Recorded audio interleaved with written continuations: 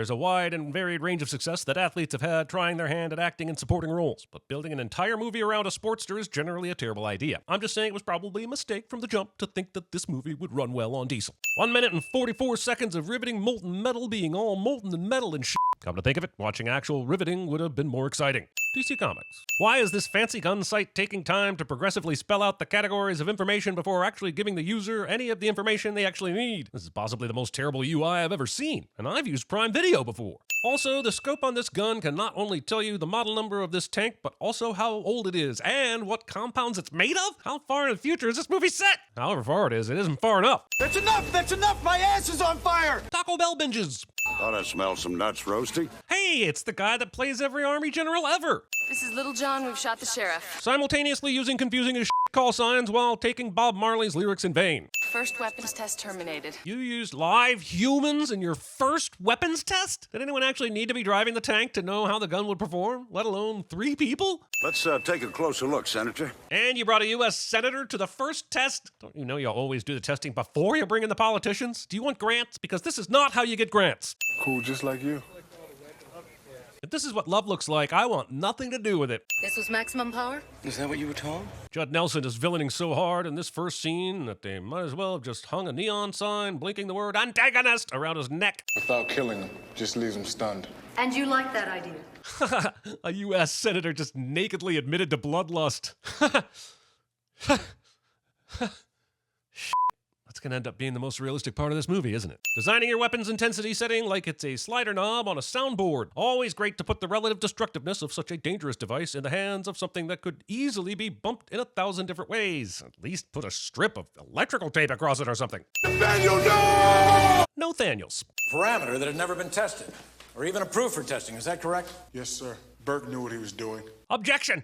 I've seen enough courtroom dramas to know that's hearsay, or fruit of the poisonous bee, or something. He doesn't know that Burke knew what he was doing. Why isn't his counsel objecting to this? Burke did it, sir. Doesn't quite have the same ring to it as who ordered the code red, but honestly, why should military courtroom scenes have to be interesting or revelatory in any way to justify their existence? One of the most fun parts of shooting a movie with Shaq has to be the fact that you can't even squeeze his head into the over-the-shoulder two-shot. Everyone in this movie looks like a child speaking into an adult's chest in these scenes. Shaq could literally breastfeed Judd Nelson standing up in this shot. I mean, if you were a woman and Shaq-tating. You're welcome. Bunches of flowers. Sweet peas.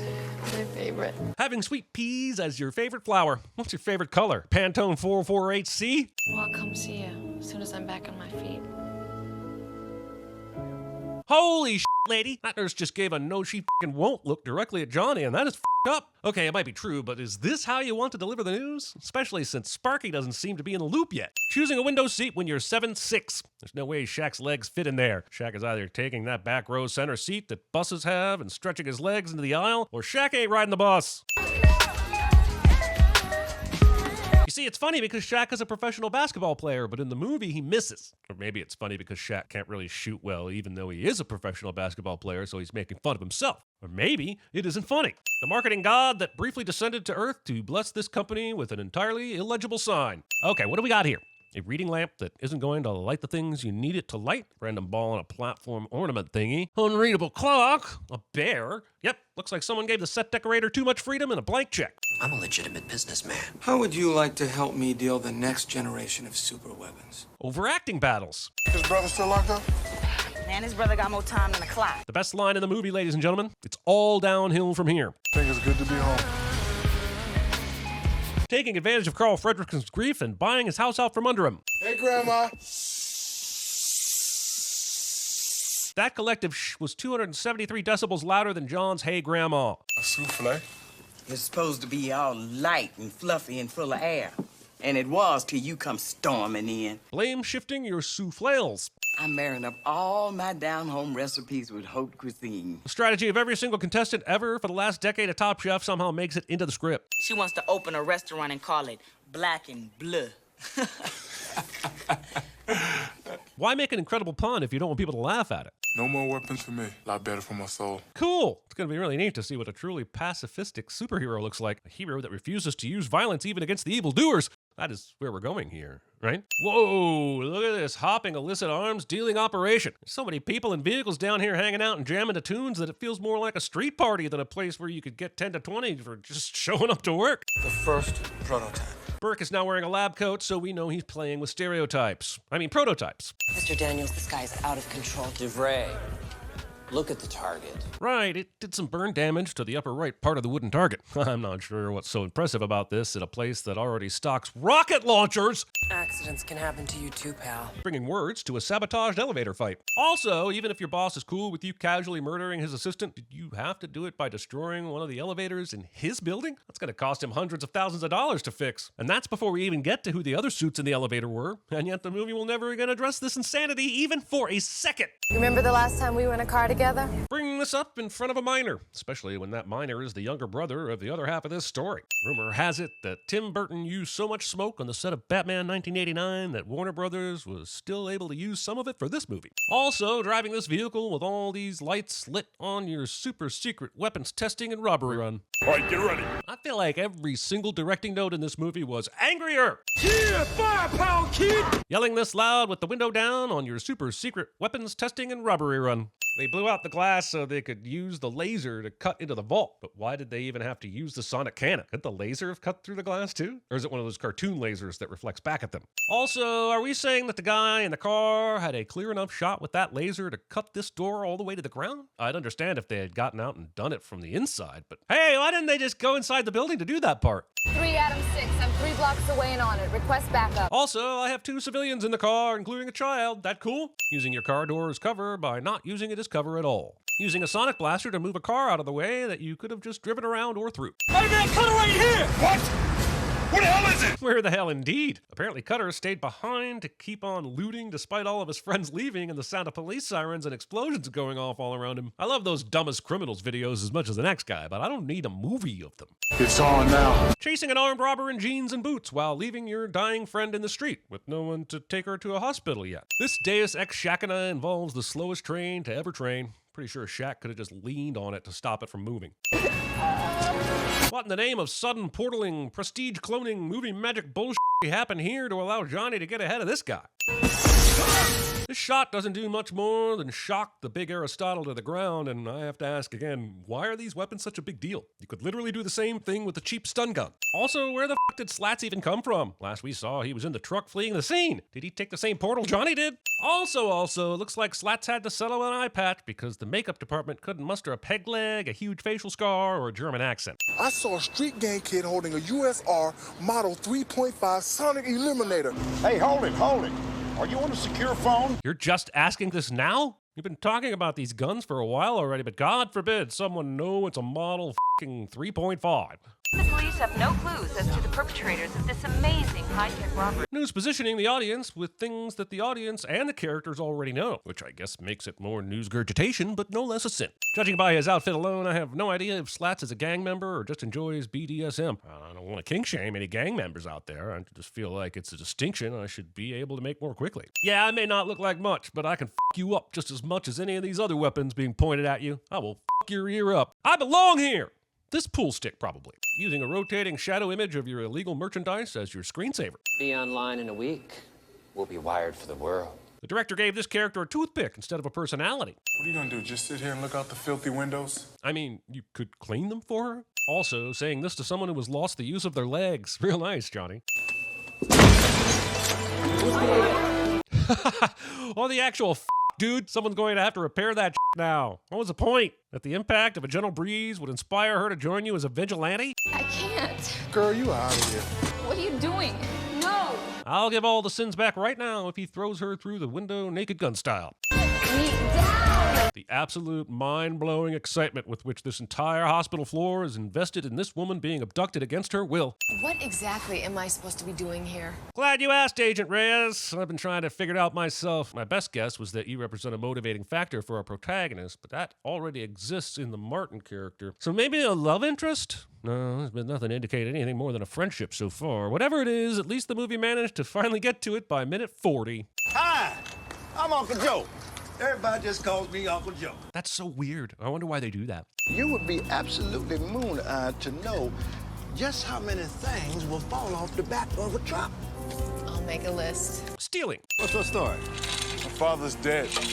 My mother drinks herself in and out of rehab. I was going to pull out another skip, but that is literally all we're going to get in terms of backstory for Sparks. That's it. 2 sentences, 12 words, done. The movie basically skipped itself. She's on her own.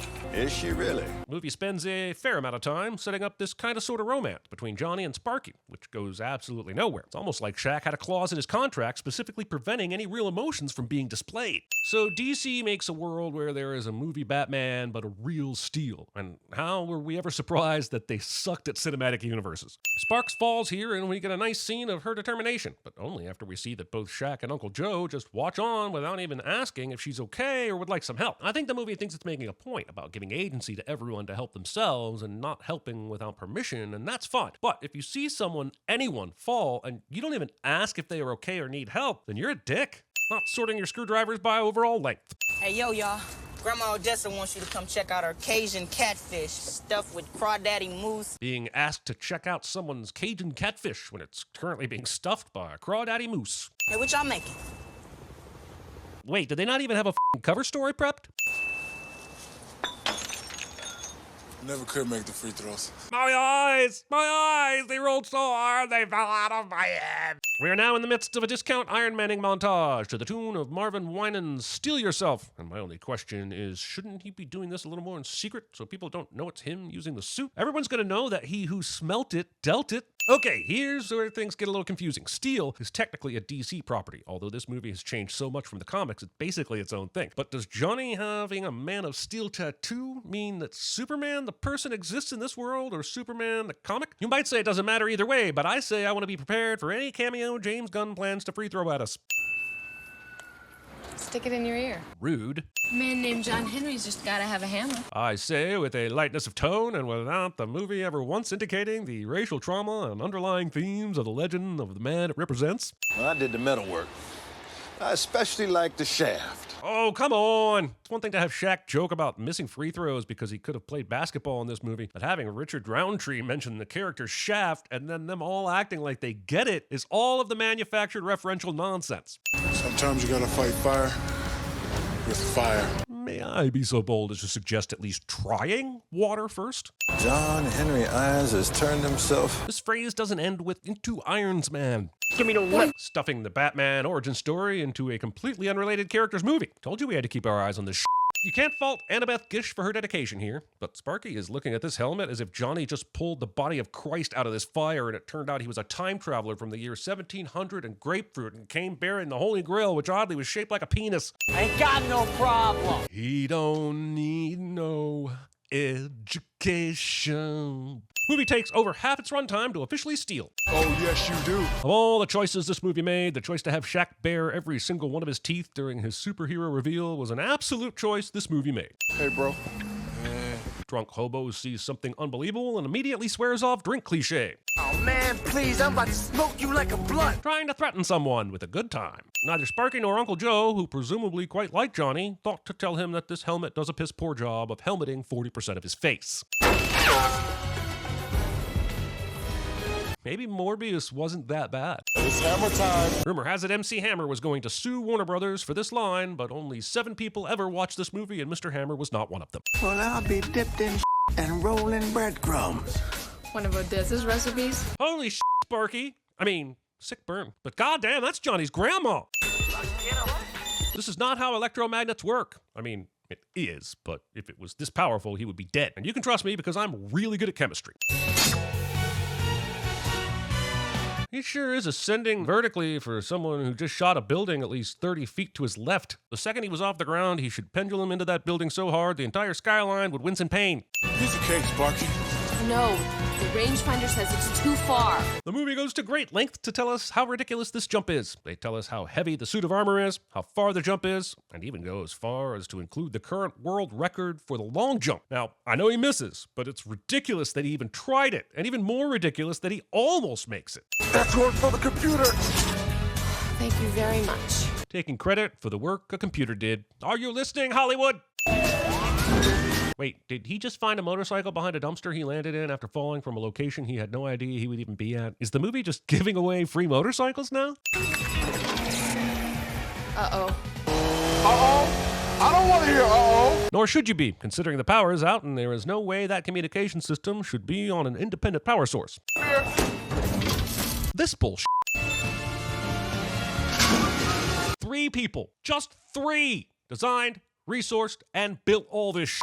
Where'd that son of a butt go? Son of a butt. About 7'6", as big as a mountain. A mountain is defined as any peak above 8,200 feet with an outcrop of 4,900 to 8,200 feet with a slope of at least 2 degrees, or a local elevation range above the surrounding area of at least 300 meters for a 7-kilometer radius. He was extremely polite. Don't look at me, lady. I didn't organize this convenient news broadcast for you to walk past. Seriously, stop it. That fourth wall is there for a reason. Rumor has it they were going to give Burke a supervillain suit of his own, but some asshole blew the rest of the movie's budget on this collar. Eat the hot dog. Don't be one. Is a thing Judd Nelson actually says in this movie. Stay on point, Sparky. Something's gonna pop. In the meantime, we'll just be aimlessly driving around downtown LA in the hopes that we crash into one of the bad guys. Did you see how hard he pushed the button? Play it again? Is he trying to destroy it with his thumb? Again! What is this movie? I'm zeroing in the Landsat.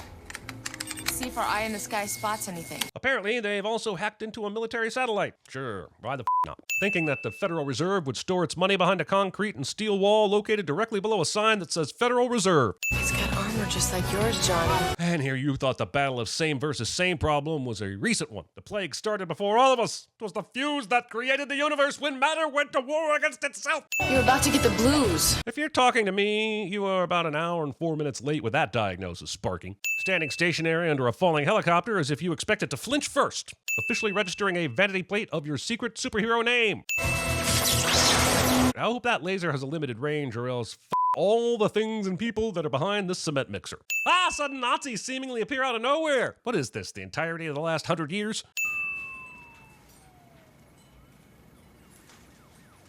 Pointing at someone without even once considering the 3 fingers pointing back at you. What'd you do to your chin, son? This character hasn't played a major part in this movie in so long, I almost wish they'd done it previously on before this scene to catch me up. You see any of that big old robbery stuff on TV? The continuation of that whispering so we don't spoil the souffle bit sure is worth not being able to hear a damn thing that's being said in this scene. The police chose the goddamn kitchen window as the first point of entry. To be the man they call Steel. Is this they, the same they that is responsible for rolling credits? Cause, well, they should roll credits. These height numbers are clearly inaccurate. The movie itself put Steele at 7'6" earlier, so why is he topping out at 7 feet here? Officer, the man who helped us was on the right side of the law. Technically speaking, he was not. The big auction's going down in 11 hours. They give a location?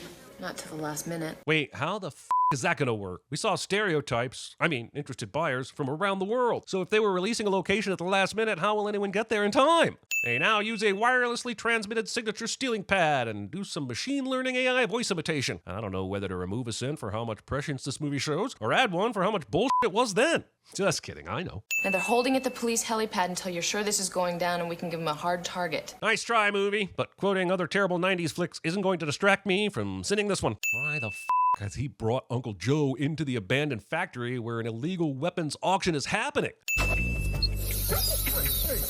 This thing has a high-frequency dog torture setting. A very specific and cruel thing to put on your superhero hammer gun. That's blackmail. That's business. I would like to point out that the blackmail she's referring to is Judd's insistence that the guns be operated on a monthly lease or subscription so that they can be serviced when necessary, a practice that at the time was thought of as something an art villain would do and is now common practice for every single service and product just over 25 years later. Also, that's extortion, not blackmail. You remember the Bankmobile and the Boys in the Hood? Naming a movie I'd rather be watching than this one. To be clear, I'm talking about Boys in the Hood, although I swear if there was a movie called Bankmobile, I'd take that over this as well. Don't turn the red switch. She'll get too hot for you. We'll see about that. Dialogue! Also, is this finale going to center around reverse psychology that works on a supervillain? Reverse psychology? We're airborne. So the General, Colonel, Commodore, or whatever has just been hanging out at the police station because 2 former soldiers who seem to have been abusing their military knowledge to become vigilantes have asked him to? I mean, fine, but I think he'd be just as likely to say, "Are you the assholes that keep repositioning my damn satellite?" Burke activating the electromagnet really isn't the game changer the movie is presenting it as. Sparky here seems capable of defending herself, and Steele is wrapped in, well, steel. So why didn't he just literally walk up to Burke's scrawny ass, hold him upside down, and take the hammer? The electromagnet gained him very little here. Kill him! Maybe not. Good thing the bad guys took the time to load up her fancy chair with her and bring it over. Very considerate. I have absolutely no clue what's going on here with the pew-pews. The geography of this final gun battle is so confusing, they could just insert people shooting from behind things in completely different movies, and I wouldn't even notice. This grenade will now have a 36-second delay so that the movie can get off one last Shaq can't shoot free throws joke, which wasn't even funny the first 3 times it airballed. No! Completely reasonable reaction from a totally believable human right here. Hey now, we've seen that sound wave launch Steele onto his ass at least twice in this movie. Why the has it suddenly decided to bounce off him now? Also, that's it? The big bad dies because of a simple ricochet? Well, at least I know what I'm watching after Bankmobile. Is this you, Irons? No, it's the other 7'6" black guy that had a direct connection to the gun tech and contact information for you. Why is ignorance? Finally made your hominy souffle. Thank God! For a second there, I thought I'd have to wait until the sequel to figure out if she was ever able to master that souffle.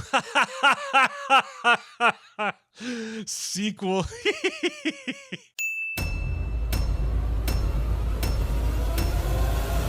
Reinforced steel, not good. What are you gonna do about this, Burke? Adjust the surge protector. I'm talking about him, asshole. You could have killed him. Oh, did I do that? Oopsie.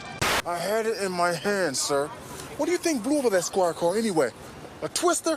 I saw a street gang kid holding a USR Model 3.5 Sonic Eliminator. Now, who's responsible for this unwarranted attack on my person? E.T. Phone home. You weren't wearing 75-pound... Johnny! Hot dog? I don't eat no pork mess. That's turkey mess. Quit jiving me, turkey. Oh my God. What is it? There's gold in the Federal Reserve, and they took a shitload of it. Ice his metal ass! Bite my shiny metal ass. This was the scene moments ago from the LA Federal... Oh my God. You may be steel on the outside, but you're flesh and blood on the inside. Oh, the boy gonna be just fine. Just a scratch. I've had worse.